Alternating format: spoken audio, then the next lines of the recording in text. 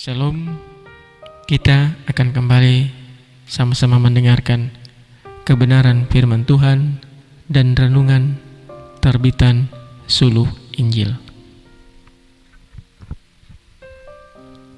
Firman Tuhan pada hari ini terambil dari kitab Nehemia pasal 4 ayat 1 hingga ayat yang ke-23. Kewaspadaan terhadap orang-orang yang menentang pembangunan. Ketika Sanbalat mendengar bahwa kami sedang membangun kembali tembok, bangkitlah amarahnya dan ia sangat sakit hati.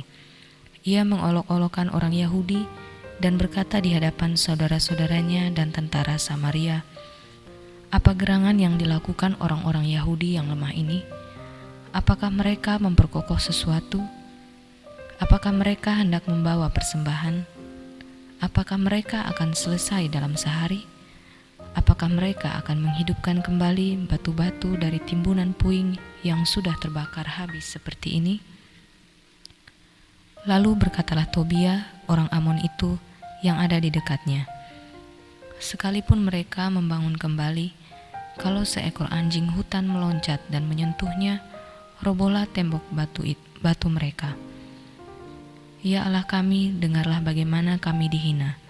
Balikanlah cercaan mereka menimpa kepala mereka sendiri, dan serahkanlah mereka menjadi jarahan di tanah tempat tawanan. Jangan kau tutupi kesalahan mereka, dan dosa mereka jangan kau hapus dari hadapannya, karena mereka menyakiti hatimu dengan sikap mereka terhadap orang-orang yang sedang membangun.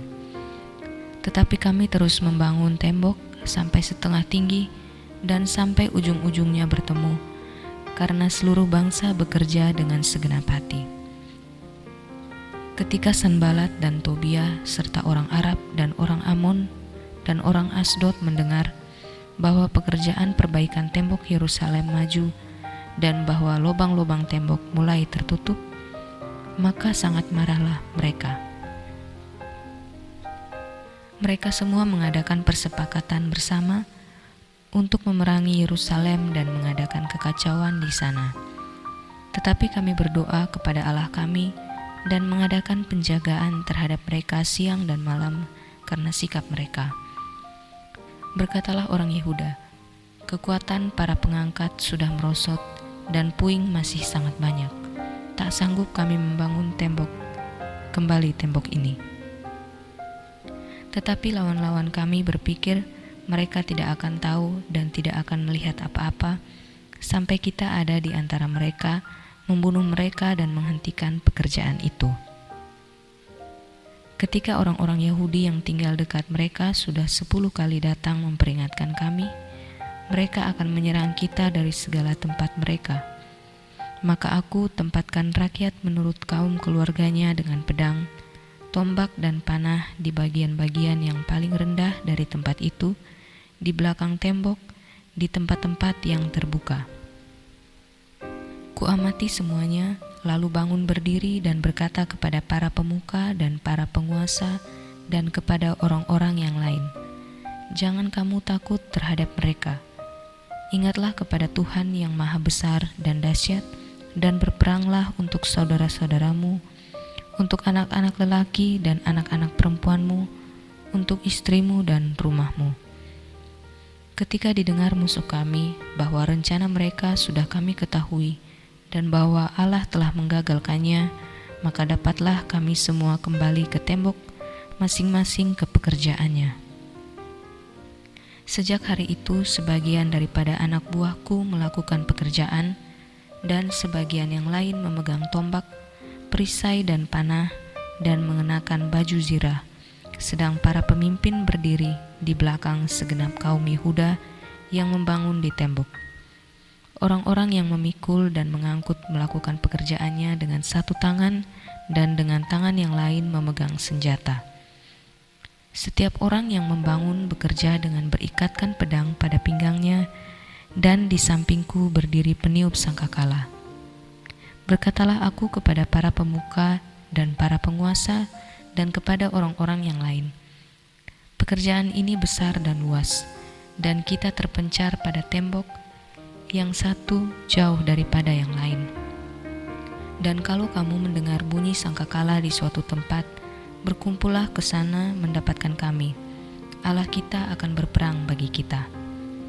Demikianlah kami melakukan pekerjaan itu, sedang sebagian daripada orang-orang memegang tombak dari merekahnya fajar sampai terbitnya bintang-bintang. Pada waktu itu juga aku berikan perintah kepada rakyat. Setiap orang dengan anak buahnya harus bermalam di Yerusalem, supaya mereka mengadakan penjagaan bagi kami pada malam hari dan melakukan pekerjaannya pada siang hari. Demikianlah aku sendiri, saudara-saudaraku, anak buahku dan para penjaga yang mengikut aku, kami semua tidak sempat menanggalkan pakaian kami. Setiap orang memegang senjata dengan tangan kanan. Demikianlah firman Tuhan. Renungan hari ini berjudul Tantangan Selalu Ada. Seorang hamba Tuhan yang melayani dan berjuang dengan niat tulus menjalankan visi dan misi Allah tidak bebas dari tantangan dan tipu muslihat iblis. Dia dapat memakai siapa saja untuk menghalang-halangi misi Allah. Saat pelayanan kita diganggu iblis, ingatlah bahwa bukan kita yang dihambat, melainkan pekerjaan Allah. Tantangan terhadap usaha Nehemia dan bangsa Israel yang pulang ke Yerusalem sudah nampak sejak awal. Sebagaimana semangat Nehemia dan kawan-kawan sebangsa tidak luntur, demikian pula semangat Sanbalat, Tobia, dan Gesem untuk menggagalkan pekerjaan pembangunan kota Yerusalem pun tidak luntur.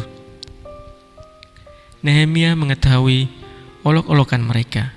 Pertama, mereka menghina pekerjaan Nehemia dan berusaha melemahkan semangat. Kata-kata mereka menunjukkan hati mereka dikuasai kebencian dan iri.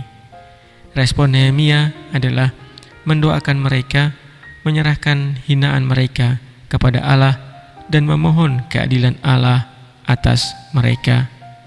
Pekerjaan dilanjutkan. Kedua, ketika musuh Israel itu melihat pekerjaan pembangunan terus dilanjutkan dan lancar, mereka juga melancarkan serangan baru dengan mengancam dan menakut-nakuti akan membunuh orang Israel yang bekerja. Respon Nehemia sekali lagi memberikan penguatan. Jangan takut, ingatlah kepada Tuhan. Ketiga, akhirnya mereka sadar bahwa usaha mereka sia-sia untuk gagalkan pekerjaan pembangunan Yerusalem. Allah memberikan hikmat kepada Nehemia untuk memimpin dan membagi kelompok pekerja dan berjaga-jaga berwaspada terhadap ancaman para musuh mereka. Kekompakan bangsa Yehuda sangat mengharukan. Mereka memikul material dengan satu tangan dan tangan yang lain memegang senjata. Semangat dan kesetiakawanan mereka sangat kuat walaupun yang dihadapi bukanlah perkara mudah. Sekuat apapun lawan menyerang, jika hati bersatu erat sambil tetap mengandalkan Tuhan, maka serangan itu akan berlalu dengan sendirinya. Kesatuan hati Nehemia dan saudara-saudara sebangsanya layak diteladani. Mereka tidak menjadi goyah karena hinaan dan ancaman. Pekerjaan pelayanan untuk membangun jemaat adalah misi Allah. Kita dipanggil untuk menjalankan misi. Selebihnya, jika ada tantangan, biarlah diserahkan kepada Allah.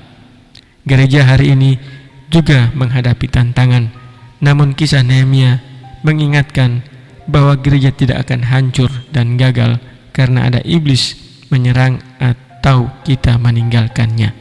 Gereja hanya akan hancur dan berakhir jika Allah meninggalkannya. Amin. Demikianlah firman Tuhan dan renungan kita hari ini. Tuhan Yesus memberkati kita semua. Shalom.